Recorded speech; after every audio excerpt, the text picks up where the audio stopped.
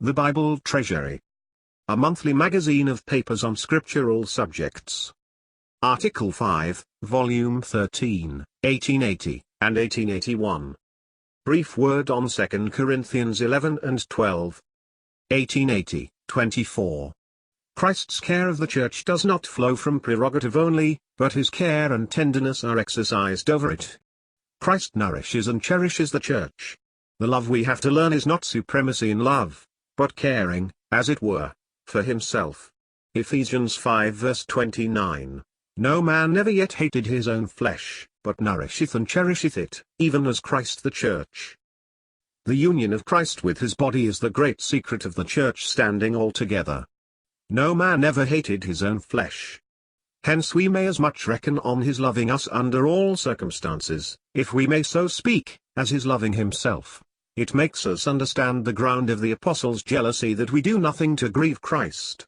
I am jealous over you with a godly jealousy. Think of Eve representing the church. It was Eve going out into new thoughts, etc., that led her astray.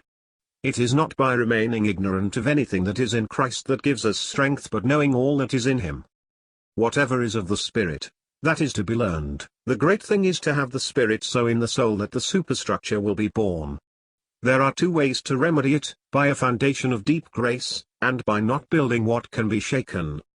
Verse 4. Or, if ye receive another spirit. They had received the Spirit. Where the glory of Jesus is, and the work of Jesus, there the Spirit is received. Another Jesus means another gospel. There seems a great difference between Jesus as an object and the work of Jesus. For instance, my resurrection is not Jesus. My being pardoned by the Father is not Jesus, but it is by virtue of what Jesus has done or spoken. Now the Spirit is dwelling in us. And the Spirit of God makes us know his own mind, and be patient as to results. But I do find the immense importance of another Spirit. It is the Spirit not only that acts on the believer, but he is possessed of it. For as much as we are united to Christ, the Spirit must dwell in us, for union with Christ implies that his Spirit deigns to dwell there. It involves immense responsibility that the Spirit dwells in us. In Romans 8. It is the work of the Spirit in us all through. John 4. It is in him there shall be a spring, not showers on him, and then it shall flow out, because the well is there. It is not only looking for refreshing but having the Spirit dwelling in us, the well in ourselves. We see two persons decided Christians, the one having the objects of faith before his eyes, and another living on his experience. The one is little advantage to the church, in the other, there is great danger to himself. It requires a mind very rightly exercised to have both these things brought out. You will see where the Spirit of God is, there will be much experience. Search me, and try me. I am convinced that the responsibilities of religion are not enough thought of. The life of Christ was an invariable life of responsibility. In measure, as we are in grace, we shall be in constant responsibility. I was with you in much fear. In proportion as we are in fear, we shall be blessed in our testimony. If we were more in the Spirit, we should feel the world more against us, and this would bring us into fear. It makes religion a personal thing, Jesus who is preached.